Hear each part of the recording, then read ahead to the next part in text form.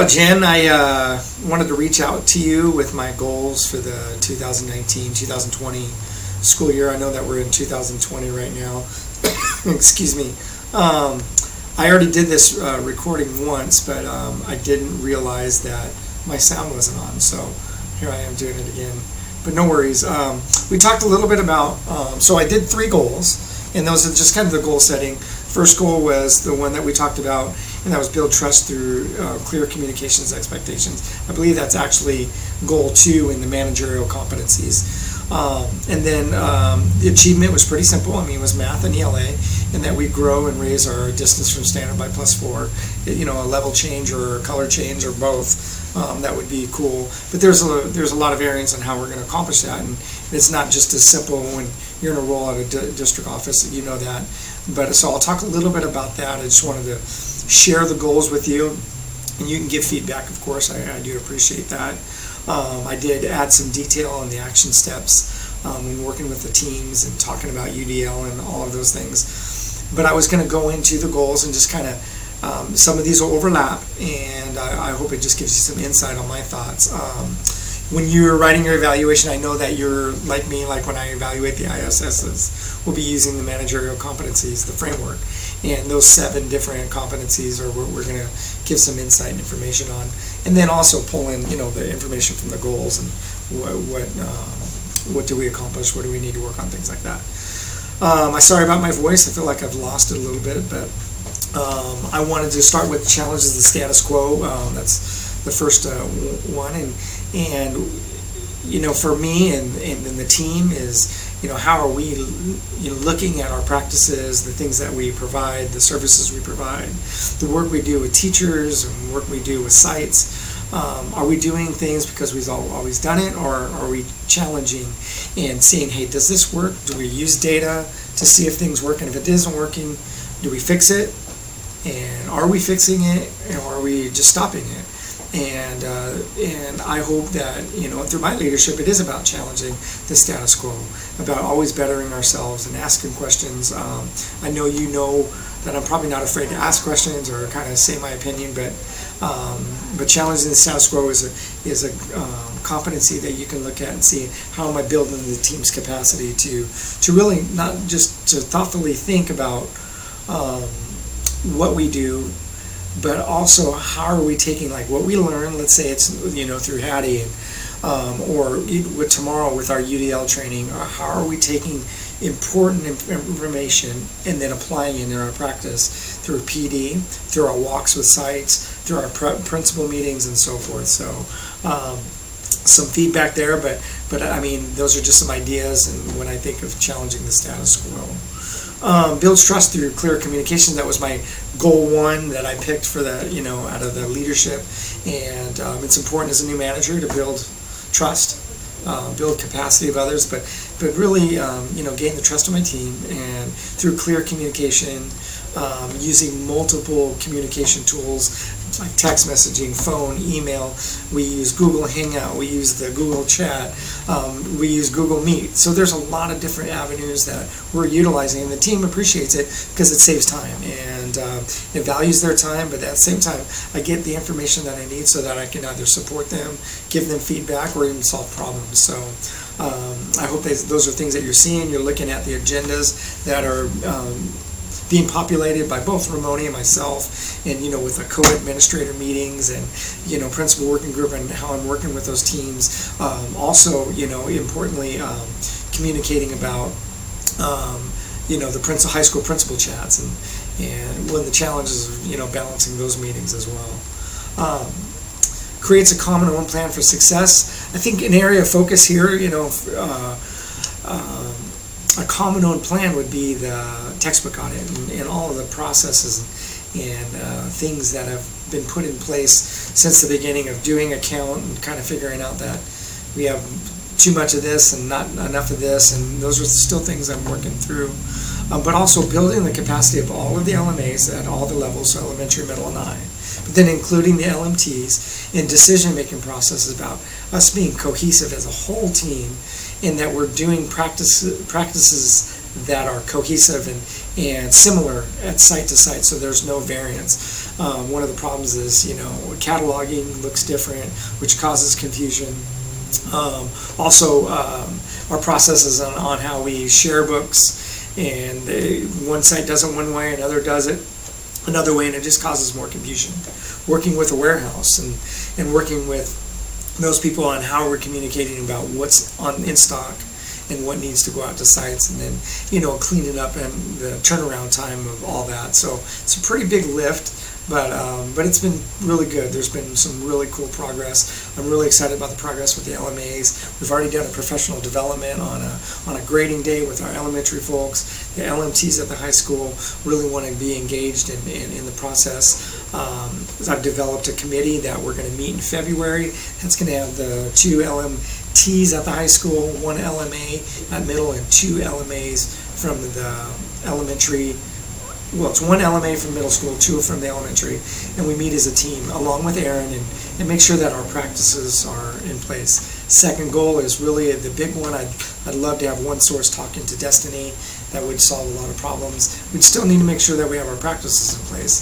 So I'll be working with Chuck Salagi on that. I've already reached out to him, but things move slow. Focus on team over self. I hope in the short time that we've worked this close together, that you see me as a person that believes in the team, and I hope I've been sharing that message in our instruction meetings. You've had evidence of it when Ramoni and I are doing our meetings, that it's about the team. It's about the team coming together, and not just me and I have the core team, but the whole team in general. But suggestions about how we can I can better myself with respect to leadership. I do, I'm really aligned to the work with Arbinger about seeing people as people. I feel like that comes natural to me. But, I'm hyper and I like to get things done, but so I want to make sure that I have that balance. So I'm sure there's evidence for you to share with me on that. In sense of urgency, it's pretty natural as a principal about improving student achievement. And you already saw with my goals with ELA and math, there's a lot of ways that we're going to get to that, or try to get to that +4. And one is, efficient, effective PD. That when we give PD to teachers and our, course leads or department chairs, and we're working with them, that it translates to work in the classroom. And working through Danielson and that Danielson framework, like the planning, which is domain 1, and then getting into the classroom environment, domain 2, to engagement, domain 3, and then what is our professional responsibilities when we're in PD? That's domain 4. And we're all talking the same language, and when we talk the same language and we start walking classrooms, we start having more and more dialogue, we're going to get this shift, and the shift about student achievement will occur, because what we are really building with all that is collective teacher efficacy, and that's what we want.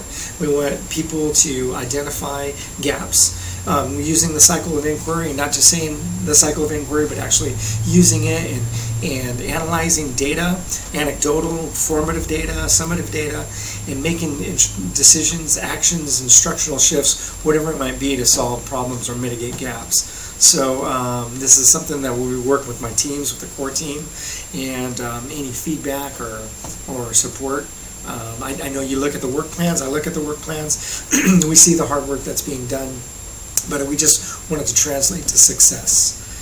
I'm committed to the continuous improvement from myself and the organization. I don't think that I'd be in this role if I wasn't trying to continually improve myself, but always room for growth, and I do appreciate constructive feedback, and I do share my opinion, whether it's right or wrong. I try to make sure that I'm balanced, but I am committed, and I'm sure there's anecdotes and evidence of that.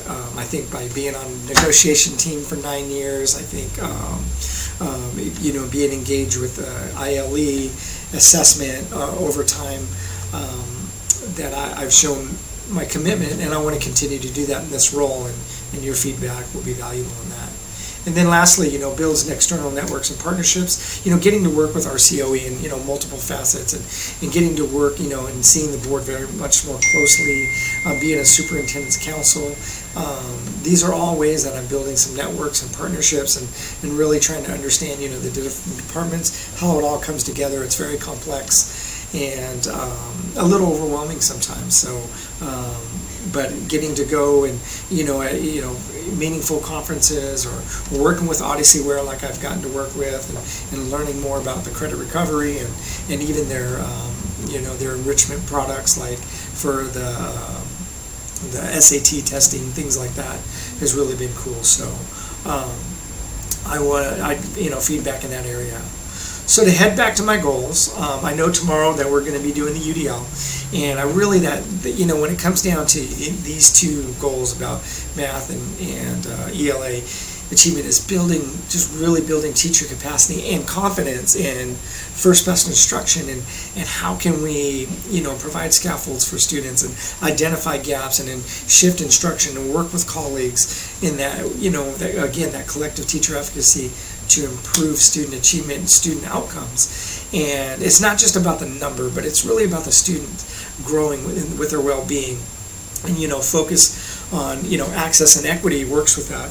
So with our teams, I think UDL is a great jumping off. It's a springboard into really looking at MTSS and what it should be, and it's supporting students, but supporting them in the classroom with all of their peers.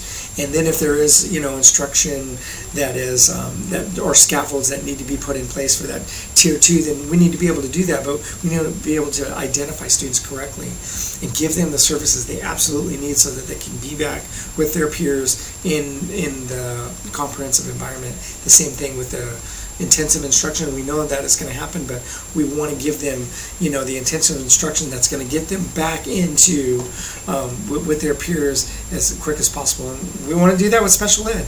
We know that the focus with the California dashboard, we know that with our foster youth, our EL, and our special ed students, we need to really make sure that we're making gains there by real practice, by real reflection on what we're doing, and shifting things so that we actually do have growth with those students, and that's an area of growth for all of us. And so UDL will be something that we look at, and I know that we wanted to weave that in there, and then also MTSS, and and lastly, like looking at data. We're in that assessment on it, but what data tells us about how kids are doing, but then also informs important stakeholders like our cabinet, district level people.